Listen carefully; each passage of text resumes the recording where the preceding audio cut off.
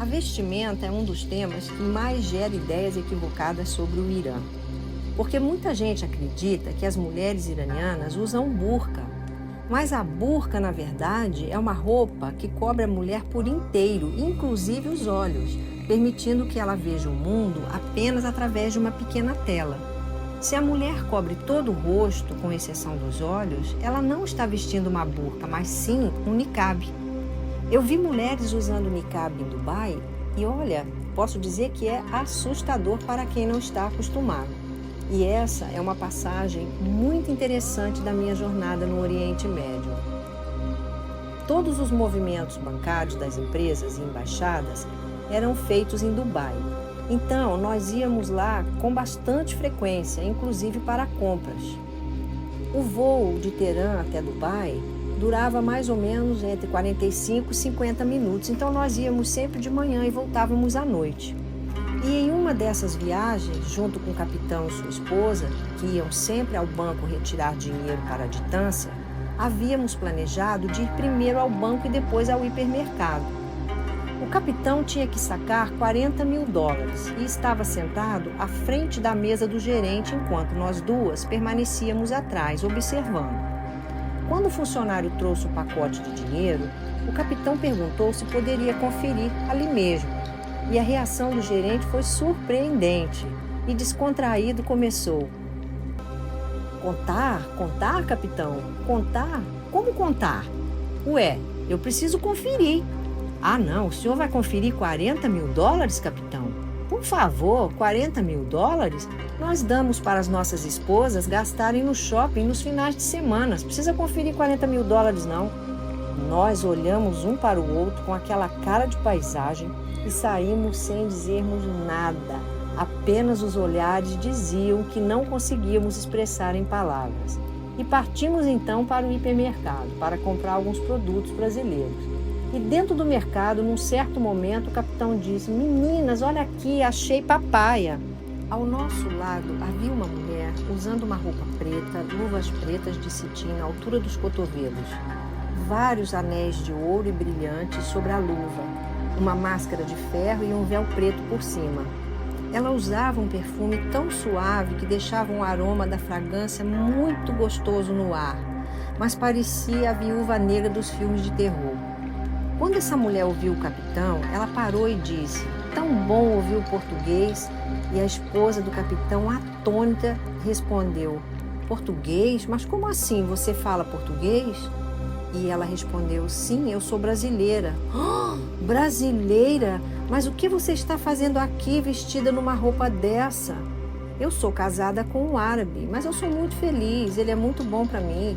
E eu preciso usar essa roupa e essa máscara apenas quando estou fora de casa, porque em casa eu uso roupas comuns." Sinceramente, é inacreditável. Então saímos dali completamente atônitos com a cena que perdemos até a vontade de comprar papaya e fomos embora. Nós também vimos outras mulheres usando máscaras de ferro e ficamos perplexos, porque tínhamos ido tantas vezes a Dubai, que era o nosso quintal, mas nunca tínhamos visto algo similar com estrangeiros. Vimos sim algumas mulheres árabes usando aquelas máscaras nos souks. E até hoje eu não consegui saber e nem entender o motivo das máscaras de ferro. Tinha umas usando máscaras de ouro, burca, niqab, máscara de ferro. No Irã, nenhuma dessas opções as mulheres são obrigadas a usar. Todas devem usar apenas o hijab ou apenas um lenço na cabeça, independentemente de serem estrangeiras ou não. Burca nós só usávamos nas festas de carnaval da casa do Cláudio. Não é o mais forte que sobrevive, nem o mais inteligente, mas o que melhor se adapta às mudanças. Durante o tempo que eu vivi no Irã, eu não vi nenhuma mulher cobrindo o rosto. As mais religiosas usavam o chador, que é uma espécie de manto enorme, preto, que mais parece uma mortalha e lembra a capa do Batman. Algumas pareciam com os chadores estampados, como se dissessem: "Sim, eu sigo as regras, mas com estilo." Já os homens se vestem de maneira comum, calças e camisas de botão ou de malha, mas não podem vestir bermudas ou camisas sem manga. No mais, tudo igual. Porém, no Irã, os homens podem tudo, né? Nem todas as pessoas vestiam preto como eu pensei, e como haviam falado, foi uma surpresa bastante agradável. As mulheres que usavam chador eram fechadas e pouco simpáticas. Raramente sorriam e evitavam qualquer interação, especialmente com estrangeiros. Vestiam-se totalmente de preto, sem maquiagem, perfume ou cuidados pessoais, e transmitiam forte rigidez e fanatismo. A aparência e o comportamento eram duros e distantes, muito longe da imagem histórica dos persas. No aeroporto, elas estavam por toda parte a controlar as mulheres. O controle e a revista feminina eram feitos por elas, e eram tão mal encaradas e nos tratavam tão mal que dava vontade de voltar dali mesmo. Aquelas fanáticas me fizeram passar por tantas situações desagradáveis e eu jurei que quando fosse embora dali, definitivamente, eu iria aprontar uma peça para elas. Quando eu viajava sem o Luigi, enfrentava aquele pesadelo sozinha.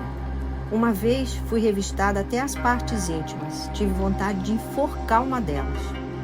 Numa dessas idas e vindas de Teherã para a Itália, durante a inspeção de bagagem, uma agente exigiu que eu abrisse a mala de mão e, ao encontrar um frasco de desodorante, começou a me interrogar em farsi, com um olhar desconfiado. Sem entender nada, mas já sabendo onde aquilo ia dar, borrifei o produto no seu rosto. A mulher saiu correndo, me mandou embora. E eu saí de lá rindo muito. Tirei o lenço da cabeça em protesto e fui embora, andando pelo aeroporto, gargalhando, sem o lenço, com os cabelos à mostra e mandando todo mundo para aquele lugar bem horroroso que nem no fim do mundo encontramos. Todos no aeroporto olhavam apavorados e chamavam alertando que eu estava sem o véu. Senhora, senhora, o véu, o véu! E eu nem dava importância, saía andando, nem olhei para trás, sorrindo muito da situação. Também havia aquelas que ousavam com lenços coloridos, deixando quase metade dos cabelos à mostra, assim como eu também fazia. Algumas, especialmente as mais jovens, se arriscavam ainda mais usando cores como vermelho, que é proibido aos olhos dos ayatolás. Contudo, o uso do chador é obrigatório em visitas a mesquitas e lugares sagrados, independentemente da religião. Eu, no entanto, tive que usar um. E essa história, claro, envolveu o Saleh, que sempre esteve presente nas minhas confusões. Essa ideia que as pessoas têm, que as iranianas usam burca e que só os olhos ficam à mostra no Irã, é um exagero. Aliás, as mulheres iranianas são incrivelmente bonitas e possuem uma beleza bastante exótica. Eu tenho assistido vídeos enviados por amigos iranianos de Teherã e notei o quanto a situação mudou por lá. Atualmente, muitas mulheres circulam pelas ruas sem o hijab ou sem o sobretudo, usando calças justas e deixando a cabeça descoberta. Eu não sei se essa liberdade vai durar muito tempo, mas a ousadia cresce a cada dia na capital iraniana.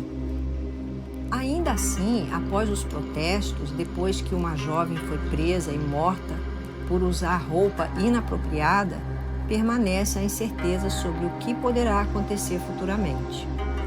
Eu andei perguntando para algumas iranianas se elas pudessem tirar o hijab ou, sobretudo, qual dos dois elas preferiam tirar. E todas elas responderam o hijab e disseram: o lenço tem que ser uma opção e não uma imposição. Mas no dia em que precisei usar o chador, foi muito além de um simples código de vestimenta. Acabou se tornando uma das situações mais inusitadas e constrangedoras que vivi no Irã. E claro, o Saleh estava lá para testemunhar tudo. Eu sempre tive uma curiosidade enorme de entrar em uma mesquita na hora da reza. Havia algo de místico especial naquelas construções simples, feitas de terra, lama e pó, que resistiam firmes há séculos. E eu contei isso para o Saleh, mas ele me explicou que para entrar durante a reza era preciso ser muçulmano, usar o chador e consegui uma autorização especial. Mas mesmo assim eu insisti. E dias depois ele apareceu lá em casa com um xador nas mãos e a notícia de que havia conseguido agendar minha visita. Ao ver a cena, Luigi abriu um sorriso e disse que eu não deveria ir, embora confiasse muito no Salé. Eu insisti, justamente porque queria estar lá no horário da reza. Salé me passou todas as instruções e frases que eu deveria dizer. E eu passei uma semana decorando cada detalhe para não cometer nenhum erro.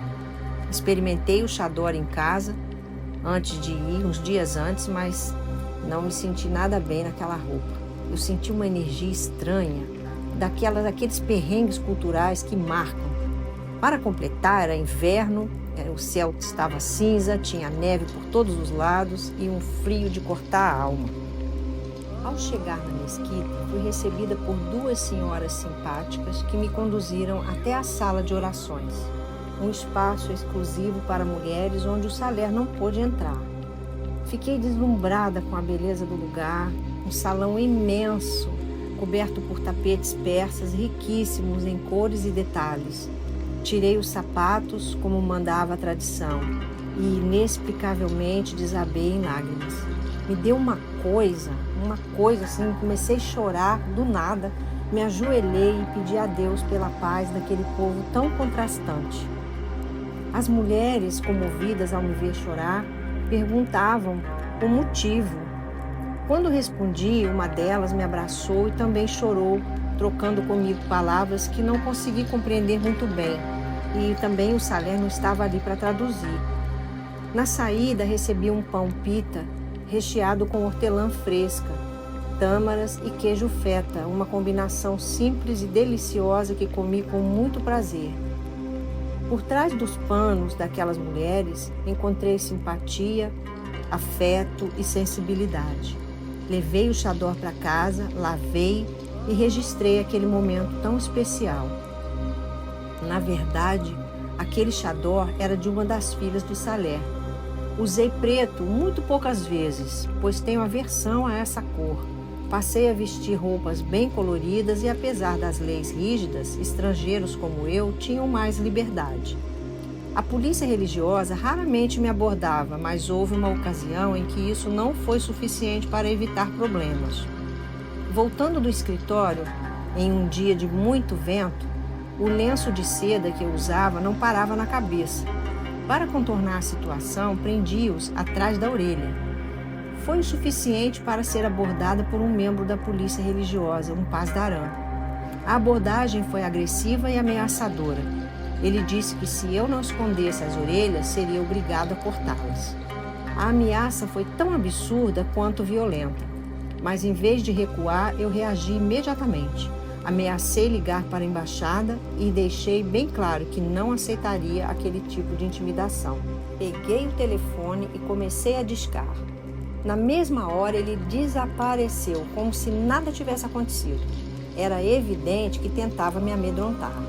Eles adoram tocar terror para ver se a pessoa cede, mas no Irã, uma coisa eu aprendi rápido: demonstrar medo só piora tudo. Dentro de casa, as mulheres usam roupas normais e só se cobrem quando há um homem estranho presente. Visitei muitas casas e onde fui recebida sem nenhuma formalidade. A verdade é que por baixo de todos aqueles panos acontecem coisas inusitadas. No desespero, tiramos coragem e com paciência e perseverança abrimos caminhos onde antes só haviam barreiras.